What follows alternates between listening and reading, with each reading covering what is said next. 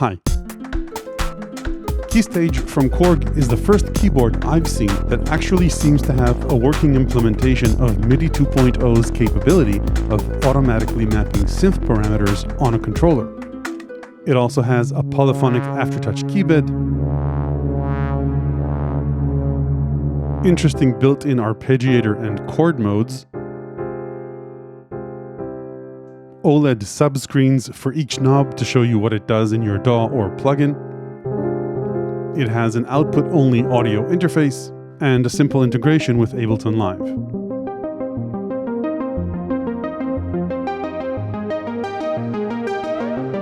In this video, I'll take an in-depth look at how all those things work, including pros and cons compared to the competition.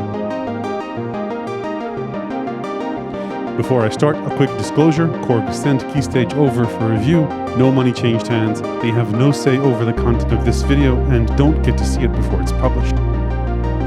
This channel is funded mainly by viewers who subscribe to exclusive content and book updates on Patreon, YouTube Premium and ads, and price check affiliate links in the description, which help the channel regardless of the product you choose to buy. Okay, let's start with an overview. KeyStage is a MIDI controller, meaning it doesn't make any sounds on its own, though it does have a built-in output-only audio interface, so if you connect it to an iPad or a laptop, it now gets 2/4-inch stereo outputs and a headphone output with volume control. There are two important new things about it. First, support for MIDI 2.0 property exchange, which as far as I know is a world first in a commercial product, and then it also has polyphonic aftertouch keys, which we're starting to see elsewhere, but is still relatively rare. More on both in a bit. It comes in two versions, 4 octaves and a 5-octave version. It has 8 parameter control knobs. Note that these are pots and not endless encoders. There's a little screen under each of the 8 knobs to tell you what it does within the context of the device you're controlling, which is a huge plus compared to many, but not all other controllers. The screens themselves are OLED and have excellent viewing angles, but they're a bit recessed, so if you're looking from, say, an angle below about 45 degrees, you might miss some of the bottom row. Beside that, if you're working with a DAW, you've got transport and a few other controls. You've got a built-in arpeggiator in the hardware and a built-in chord mode with chord packs also in the hardware itself. The buttons feel good, but are a bit clicky. There's a shift button to access all the functions that are written in inverse text on the panel. The screen encoder lets you edit values on the screen if there is something to select, as do the value buttons. On the left, a relatively small plastic pitch and mod wheels. The enclosure is all plastic, but the build overall feels very solid. Okay, let's jump right into this MIDI 2.0 business. As you probably know, MIDI keyboards can send notes and parameter control information out to software and hardware instruments. But up until now, there was no way for a keyboard to know which parameters it was controlling or which preset it was playing unless you programmed that information manually, or if the company making the keyboard had some sort of integration with the software. So for example, the parameters you're seeing here on screen automap to these plugins as I select them, because Korg and Ableton Live worked on an integration between the two so that the two automap and sync together, but this isn't MIDI 2.0. Native Instruments also works with several software plugin manufacturers using what they call the NKS standard, so those plugins automap to their keyboards. But those integrations aren't really open platforms outside of Ableton Live or Native Instruments controllers. MIDI 2.0 promises a lot of things, one of which is an open protocol for sending over preset names and parameter names and values, but for the past 3 years since it's been announced, it's been kind of like the early times of fax machines. No one manufactured, let alone bought, the first one. Korg has now stepped up to the plate and implemented MIDI 2.0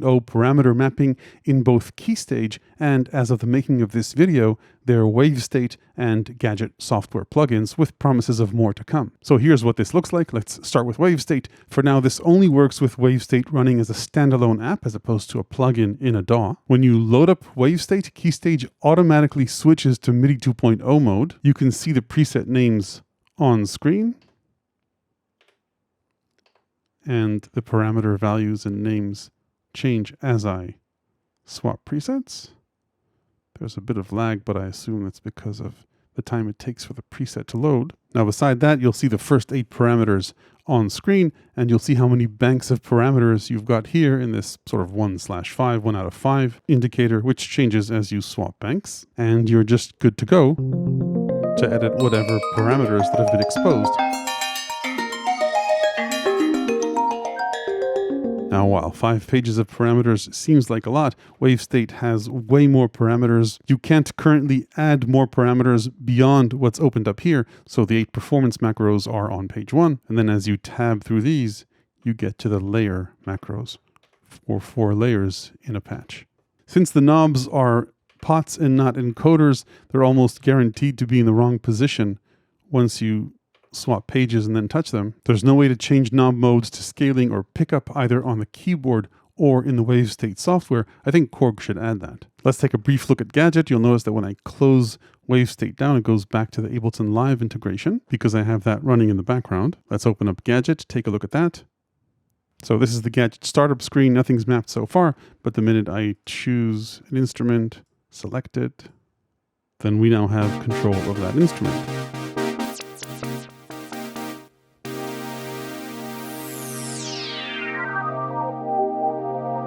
We can swap presets here as well. Much faster, I see. By the way, we're still in chord mode.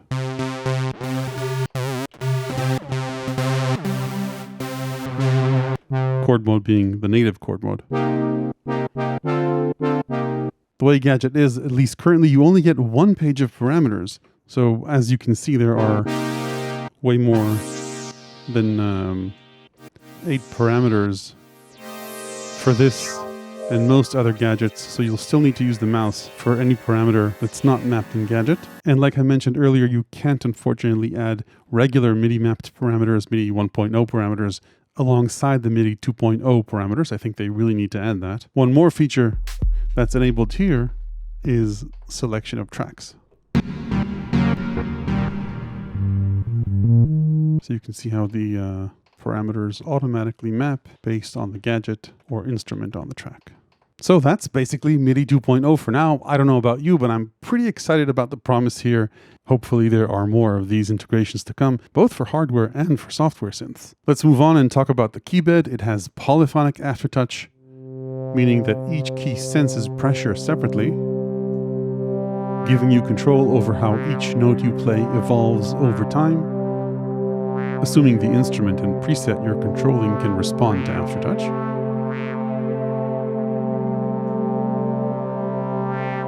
The travel distance on the white keys is about 1 centimeter, 10 millimeters, and maybe 1 or 2 millimeters for the aftertouch, for the white keys.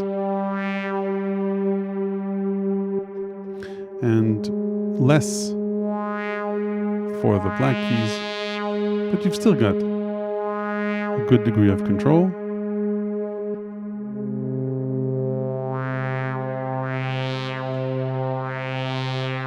And you can play with aftertouch sensitivity in the settings. There are a few curves you can play with.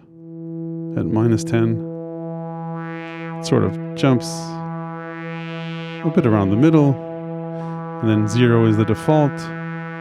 This I think is the smoothest one. Maybe jumps a bit in the beginning. And at 10, I have to apply the least amount of pressure, and it's the most sensitive, it seems. I think at 0, it's pretty natural.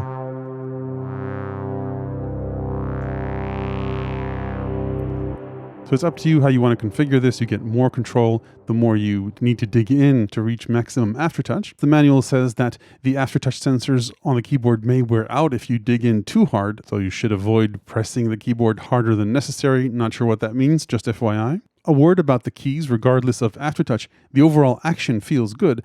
The only thing is, depending on how hard you press, and I don't mean excessive levels, there's a bit of a thud compared to other keybeds I've tried, which may or may not bother you. Okay, let's move on and talk about KeyStage's Ableton Live integration. There aren't too many buttons here, so don't expect much, but the main stars of the show, the knobs and their respective screens, map to and control the first 8 parameters of Ableton Live devices quite nicely. You can't swap devices here, so you'll need to do it the old-fashioned way, but once you do, you've got controls, like I said, of the first 8 parameters of a device over here. There's no paging, at least as of the current firmware, but if you want to control parameters beyond what's available here, you can always group a device or devices and then map the first 8 macros to anything you want. You can also rename them. So that's an easy way to get over the 1-page limitation. Beside that, you've got a few additional controls. Transport, record is arranger record. You can turn looping on and off. You can turn the metronome on and off. The tempo, by the way, is the local tempo on the device, not Ableton Live's tempo. And you can change tracks with the shift and value buttons, and you can see the response is really fast, which is excellent. And then you've also got simple location control. One thing you should note about Ableton Live, if you want to control an instrument with polyphonic aftertouch and that instrument supports MPE, make sure to disable the MPE mode. Otherwise, polyphonic aftertouch won't work properly. There actually is an MPE mode here, but for some reason that didn't work well with Ableton Live. Maybe it's because I'm on the beta or something. And then one more Ableton Live tip. As you can see, no Pigments parameters are appearing here. That's because Pigments has too many parameters to appear on Live's default controls, but you can get around this problem fairly easily by touching this, touching the little configure knob here, and then hitting the parameters you'd like to control. You'll see them added on the bottom as I click them. And also added here, just make sure not to add more than 8 parameters. So that's pretty much it for what you can do with this and Ableton Live. You won't find things that you'll find on other controllers here. For example, level controls, control of sends, panning. So a relatively simple integration with Ableton Live, mainly for people who want transport and device parameter controls. Moving on, KeyStage has a built-in arpeggiator and chord mode in the hardware itself, so it'll work regardless of whether you're working with a computer or a standalone synth. Let's start with the arpeggiator. Shift Edit will get you into its controls. It's got 3 pages of controls, usual suspect modes,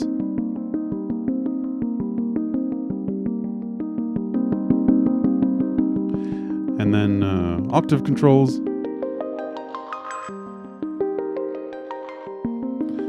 Keysync will either swap the chord immediately or wait for you to change it.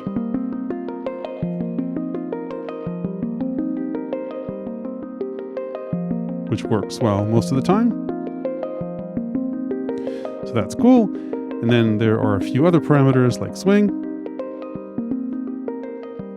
Then the pattern control gives you different rhythmic patterns. And there are quite a few of these.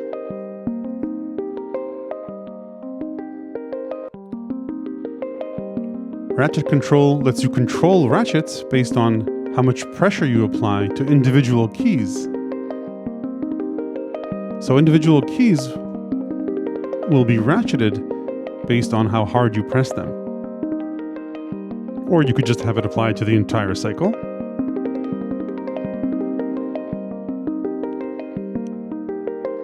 And then on page 3, you've got a few gate controls, and you can control how gate is being controlled, either with aftertouch or with the mod wheel.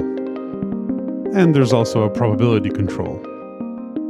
And if 3 pages of arpeggiator parameters is too overwhelming for you, you can create a shortcut page with access to the ones you want to see most on the user page. You do that by holding Shift and right, choosing the parameter you want on the user page, choosing the knob you want to assign it to on the user page. So let's put this on knob 1, hitting right to finish. So now latch is over here. And then let's go back to say that I wanted to control gate time over here. Again, Shift right, choose gate time. Assign that to knob 2, hit right, and now I've got shortcuts to these 2 parameters here. So that's pretty much it for the arpeggiator. Let's talk about chord mode. This one is also a bit unique compared to other controllers in that if I hit Shift and Edit, you've got preset chord banks. And in these banks, each of the 12 notes within an octaves represents a different chord. And then they repeat themselves as you go up and down the octaves. You can see the notes in each chord on screen, and you can change the notes either like this, update notes, or just hold Shift and play the notes you want in the chord, and then that becomes the chord for that last note that you pressed within the 12 semitones of the octave. So this now repeats itself across the keybed, but you still have the old chords until you change them. Then there's also a strum option,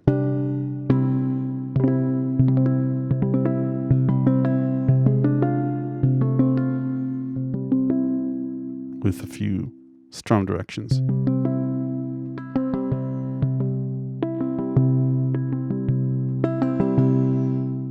So that's pretty much chord mode. Like I mentioned, you've got chord banks, 32 of those, and then after that, you've got 32 additional user chord banks, which you can save, and the chords work with the arpeggiator as well.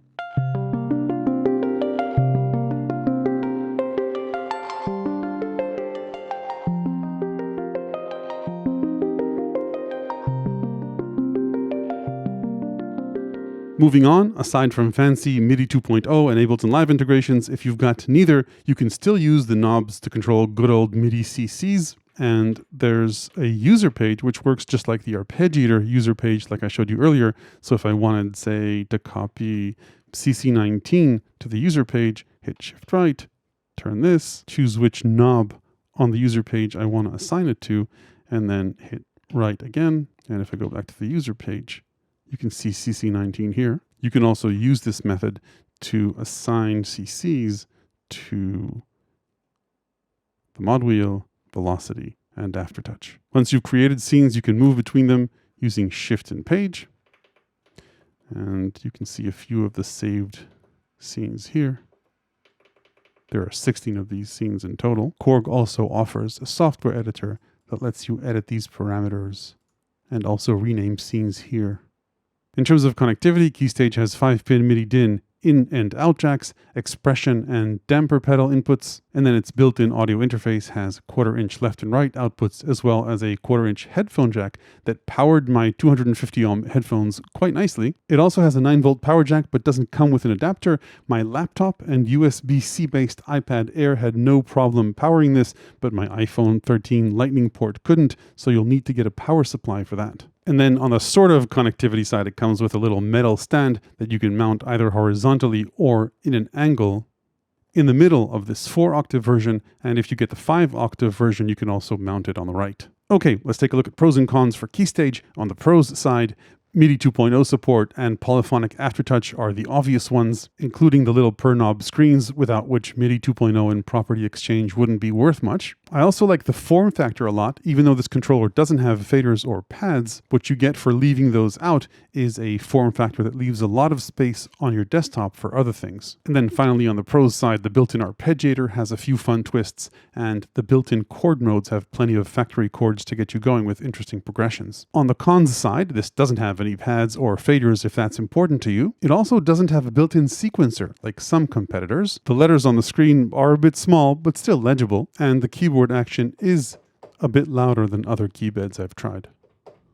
Then in terms of firmware features I'd like to see is a catch-up mode for the knobs so that when you touch them, they don't immediately jump to the parameter. And do note that if you're using Ableton Live, you can activate either value scaling or pickup, which solves the problem of the knob position not matching the parameter value. I'd obviously like to see more than just the first 8 parameters controlled in Ableton Live and more parameters mapped in Gadget. And then regarding MIDI 2.0, since cons are related to the competition and no one else does this at all, it's hard to talk about cons in this context, but I would have liked to see a way to have MIDI CCs work in parallel to MIDI 2.0 in case the manufacturer didn't open up in MIDI 2.0 the parameter that I'd like to control here. So that's it for KeyStage. If you liked the insights in this video, there are plenty more in my ever-expanding book of electronic music ideas, tips, and tricks, available to the people who support this channel on Patreon. Hit like if this was useful, ring the YouTube bell below if you want to make sure you don't miss the next one.